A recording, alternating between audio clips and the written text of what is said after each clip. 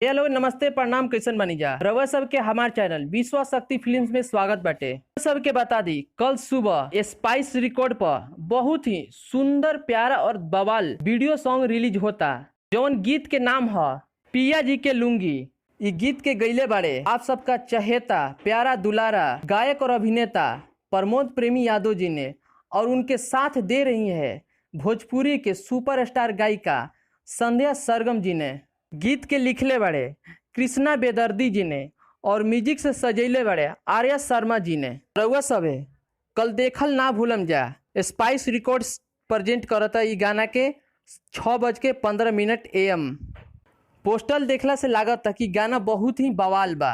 ये इतना बवाल बा कि रउआ सब कल देखम तो रउआ सब के दिल गदगद हो जाई।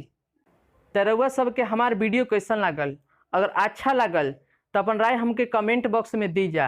लाइक कमेंट करल ना भूलम जा। अगर वीडियो में रउआ सब नया बन जा तो चैनल के सब्सक्राइब कर लीजा और बेल आइकन के दबा लीजा ताकि आवेला वीडियो आप तक पहुंच पाए। तब तक खातिर मिलत अंजा अगला वीडियो में।